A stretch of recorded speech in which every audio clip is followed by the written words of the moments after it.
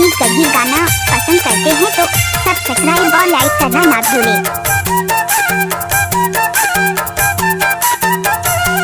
आप सुन रहे हैं डीजे राम सिंह मरावी मिक्स किया हुआ गाना पठान घाघरा टोला वाले। नाच न वो तैयारी वो रानी चल बमनी के बाजार वो तोर पर साड़ी ले दे हूँ चमकदार दो। चलना हो जाते तैयारी का राजा चल बमनी के बाजार का मोर पर साड़ी ले देना चमकदार दो। चलना हो जाते तैयारी वो रानी चल बमनी के बाजार वो तोर पर साड़ी ले दे हूँ चमकदार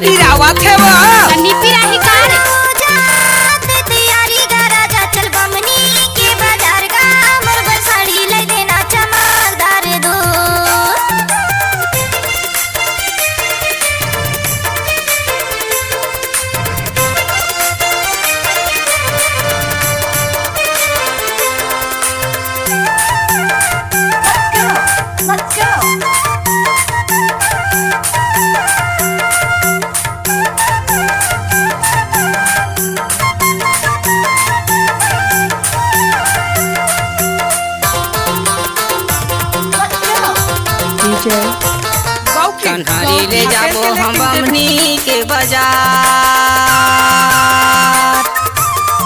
कन्हारी ले जाबो हम बमनी के बजी के बाजार। हीरो हंडा माया हूँ वो रानी तय करबे इंतजार वो तोर पर साड़ी लेती हूँ चमकदार दो। हीरो हंडा माया हूँ वो रानी तय करबे इंतजार वो तोर पर साड़ी लेती हूँ चमकदार दो।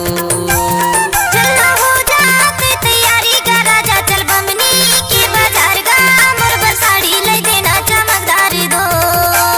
चलना हो जाते तैयारी वो रानी चल बमनी के बाजार वो तोर पर साड़ी ले दे हूँ चमकदार दो। गाड़ी भर मत दे भाई।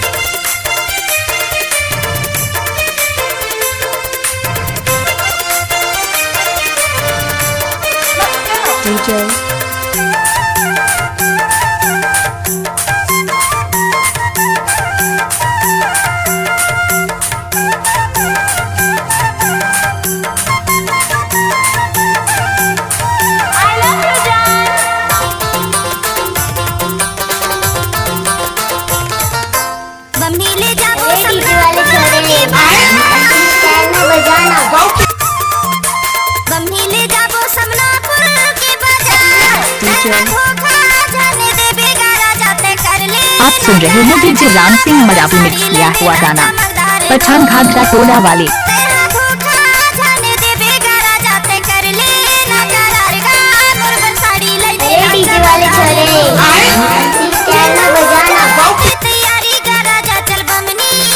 दोस्तों अगर आप छठ में कभी गाना पसंद करते हैं तो सब्सक्राइब और लाइक करना ना भूलें। तैयारी वो रानी चल बमनी के बाजार वो तोर पर साड़ी ले दी हूँ चमकदार दो।